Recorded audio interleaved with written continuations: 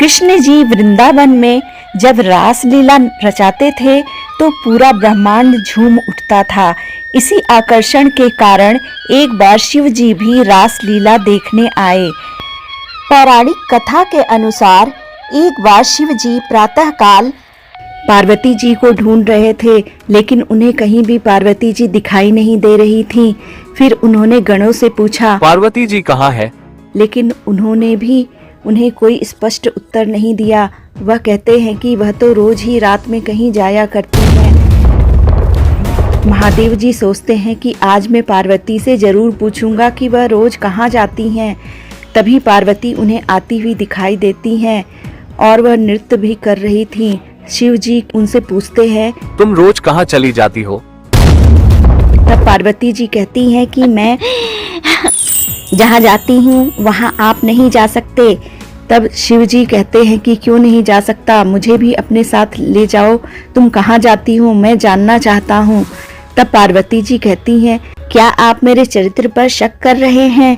तब शिव जी कहते हैं कि नहीं, ऐसी बात नहीं है, मैं सिर्फ जानना चाहता हूँ कि तुम कहाँ जाती हो।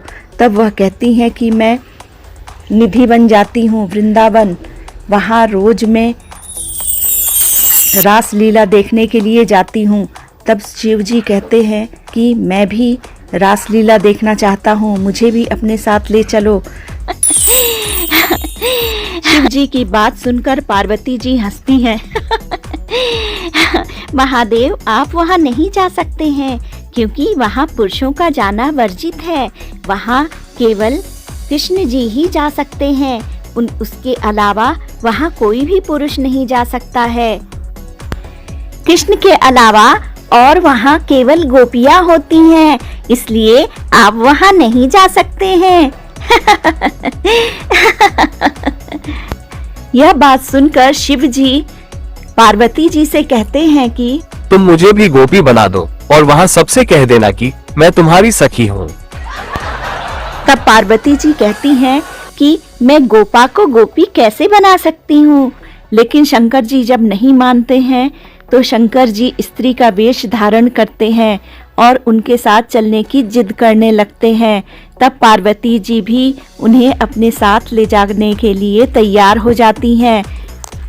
शिव जी स्त्री के वेश में बहुत ही बेढंगे लग रहे थे, क्योंकि एक तो उनका लंबा चौड़ा शरीर, ऊपर से स्त्री का वस्त्र। वैसी स्त्री तो आसपास दिखती नहीं थी। पार्वती जी को संकोच भी हो रहा था, लेकिन वह कर भी क्या सकती थी। पार्वती जी उनके सामने बहुत ही सुंदर और सुघड़ लग रही थीं, जबकि शिव जी लंबे चौड़े और बेढंगे लग रहे थे।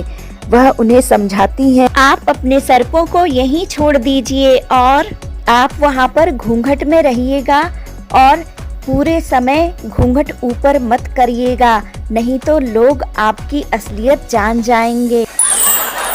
आप किसी से बात मत कीजिएगा, जो भी बात होगा मैं करूँगी और आपके लिए कह दूँगी कि आप गूंगी हैं, क्योंकि अगर आप अपना मुंह खोलेंगे तो सब कुछ समझ में आ जाएगा। शिव जी हामी भरते हैं और कहते हैं कि ठीक है, मुझे बस रास लीला देखना है। मैं देखना चाहता हूँ कि रास लीला होती कैसी है और मुझे किसी बात से कोई मतलब नहीं है। जैसा आप कहेंगी मैं वैसा ही करूँगा। स्त्री का वेश धारण किए हुए शिव जी और पार्वती दोनों ही निधिवन पहुँच जाते हैं। जब कृष्ण जी उन्हें देखते हैं तो उन्हें कुछ अजीब लगता है, क्योंकि उनका दिल डॉल बहुत ही लंबा चौड़ा था और स्त्री के वेश में वह अलग ही दिखाई दे रहे थे। तब कृष्ण जी पार्वती जी से उनके बारे में पूछते हैं। पार्वती जी कहती हैं, अरे कान्हा, यह मेरी सखी है और यह रास लीला देखने आई है। कृष्ण जी कहते हैं कि क्या आप इनसे मेरा परिचय नहीं कराएंगी? अरे परिचय जरूर कराती कान्हा, लेकिन यह सुन नहीं सकती, बोल नहीं सकती है। कृष्ण जी उन्हें ऊपर से नीचे तक बहुत ध्यान से देखते हैं। जब वह ध्यान देते हैं तो उन्हें समझ में आ जाता है कि कहीं कुछ गड़बड़ है और उनके पैर नीले दिख रहे थे।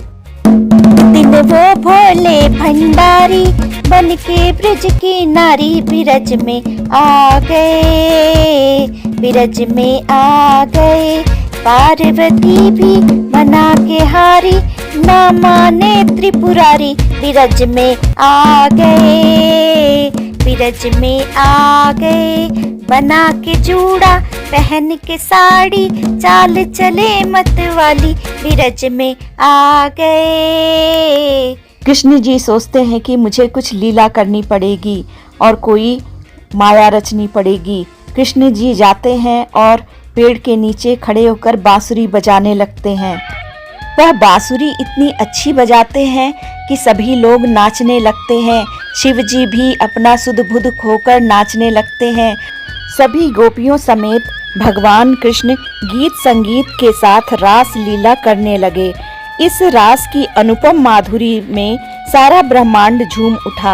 आधी रात तक भोलेनाथ कन्हैया की मुरली की धुन पर नाचते रहे, लेकिन नाचते नाचते वे इतने खो गए कि उन्हें ध्यान ही नहीं रहा। शिव जी संगीत की स्वर लहरियों पर नाच रहे थे। उस समय भक्ति की मस्ती में शंकर भगवान के सिर से पल्लू नीचे गिर गया। भोलेनाथ को इस बात का पता भी नहीं चला, क्योंकि वे गोपाल की लीलाओं में नाचते नाचते समाधि वाली परिस्थिति में पहुंच गए। लेकिन भोलेनाथ को सभी ने पहचान लिया था। भगवान श्री कृष्ण भोलेनाथ की इस निश्चल भक्ति से बड़े प्रसन्न हुए और उन्हें गोपेश्वर महादेव के रूप में सदैव ब्रिज के वासी होने का वरदान दिया। रास की समाप्ति पर भोलेनाथ कैलाश लौट गए, लेकिन आज भी रास स्थल के समीप वे श्री गोपेश्वर महादेव के रूप में विराजमान हैं। भगवान शिव के परम भक्त होने के कारण कृष्ण जी ने उनके स्त्री रूप को पहचान लिया था और उनका नाम गोपेश्वर रखा। यह मंदिर पूरी दुनिया का इकलौता ऐसा मंदिर है जहां महादेव का एक स्त्री की भांति 16 श्रृंगार किया जाता है, क्योंकि महारास के समय आदिदेव महादेव इसी रूप में प्रकट होकर रास में भाग लेने आए थे। शिव जी और पार्वती जी को लेकर एक और रोचक कथा मिलती है। कहते हैं कि एक बार शिव जी ने नारद मुनि के साथ मिलकर पार्वती जी को परेशान किया। हुआ कुछ ऐसा कि पार्वती जी शिव जी का इंतजार कर रही थीं। उन्हें विलंब हो रहा था और पार्वती जी इधर उधर बहुत ही बेसब्री से टहल रही थीं। तभी उन्हें गण दिखाई देते हैं। वह उनसे पूछती हैं कि शिव जी कहाँ हैं, उन्हें आने में बहुत विलंब हो रहा है। तब वह कहते हैं कि हमें भी नहीं पता कि वह कहाँ हैं। तभी वहाँ पर 2 तपस्वी आते हैं और उन्हें देखकर पार्वती जी कहती हैं, आप लोग कौन हैं और यहाँ पर क्या करने के लिए आए बम हैं? बम शंकर काटा लगे न कंकर, हर हर महादेव, ओम नमः शिवाय। ये बहुत पहुँचे हुए ऋषि हैं। संसार में उनके समान वरदानी और चमत्कारी दूसरा कोई नहीं। शिव जी के कैलाश पर खड़े होकर आप किसी और की बड़ाई कर रहे हैं। आपकी हिम्मत कैसे हुई? और आप लोगों के आने का यहाँ प्रयोजन क्या है? अपने आराध्य देव के दर्शन करना। हम माता पार्वती के भी दर्शन करना चाहते हैं, लेकिन वे दोनों यहाँ दिखाई नहीं दे रहे हैं। तभी वहाँ पर उपस्थित एक गण कहते हैं कि यही तो माता पार्वती हैं। आप इस तरह बातें क्यों कर रहे हैं? तब वे साधु कहते हैं कि विश्वास नहीं होता कि यही देवी पार्वती है। हमने तो कल्पना की थी कि शक्ति स्वरूपिणी पार्वती देवी परम रूपवती, परम तेजोती, महाशक्तिमय होगी, परंतु आपको देखकर कोई भी ऐसा नहीं कहेगा कि आप ही देवी पार्वती हैं। अगर आप देवी पार्वती होती तो आपको देखकर किसी की भी दृष्टि अपने आप झुक जाती। तब दूसरे तपस्वी कहते हैं कि मान लीजिए कि यही माता पार्वती है। ऐसे कैसे मान ले? मैं नहीं मानता इन्हें माता पार्वती। मेरे कैलाश पे खड़े होकर तुम मुझसे बदजुबानी कर रहे हो। मुझे फर्क नहीं पड़ता तुम मुझे पार्वती मानो या ना मानो। मुझे तुम्हें प्रमाण देने की आवश्यकता नहीं है। तुम यहाँ पर खड़े होकर अनर्गल बातें कर रहे हो। क्या तुम्हें परिणाम से डर नहीं लगता? शिवयोगी परिणाम की चिंता नहीं करता। आपसे जो हो सकता है कीजिए, लेकिन हम कैलाशपति और उनकी पत्नी के दर्शन किए बिना यहाँ से नहीं जाएंगे। दोनों में से एक तपस्वी भयभीत होता हुआ कहता है कि गुरुवर पार्वती जी जब चाहे शक्ति का रूप धारण करके प्रलय मचा सकती हैं। तब पार्वती जी क्रोधित होती हुई कहती हैं, चले जाओ यहाँ से, नहीं तो बहुत बुरा होगा। कदापि नहीं, इस साधारण नारी के क्रोध से हम भयभीत नहीं होने वाले। अभी भी समय है, यहाँ से चले जाओ, वरना मैं तुम्हें श्राप दे दूंगी, श्राप दे दूंगी। आपकी श्राप का हम पर कोई प्रभाव नहीं होगा। कैलाशपति की कृपा से हमें श्राप रक्षा कवच प्राप्त है। अच्छा, तो तुम नहीं जाओगे? तो लो, मैं तुम्हें श्राप देती हूँ। जैसे ही माता पार्वती उन्हें श्राप देने लगती हैं, तभी शिव जी और नारद मुनि अपने असली रूप में आ जाते हैं और वहाँ एक विनोद का वातावरण पैदा हो जाता है और सभी हंसने लगते हैं। फिर माता पार्वती शिव जी से कहती हैं कि हे पति परमेश्वर, आपने मेरे साथ यह विनोद क्यों किया? यह लीला आपने किस कारण की?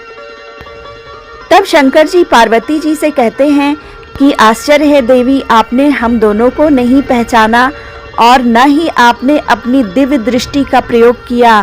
तब पार्वती जी कहती हैं कि हे प्रभु, आपने तो मेरी दृष्टि भ्रमित कर दी थी, इस कारण मुझे कुछ समझ में नहीं आ रहा था। तब नारद मुनि कहते हैं कि ओम नमः शिवाय, प्रणाम देवी पार्वती। अच्छा हुआ देवी आपने अपनी दिव्य दृष्टि का प्रयोग नहीं किया, वरना हमें आप दोनों के नोकझोंक की इतनी मनोहर लीला कहाँ देखने को मिलती। बम बम शंकर, कांटा लगे न कंकर, हर हर महादेव, ओम नमः शिवाय।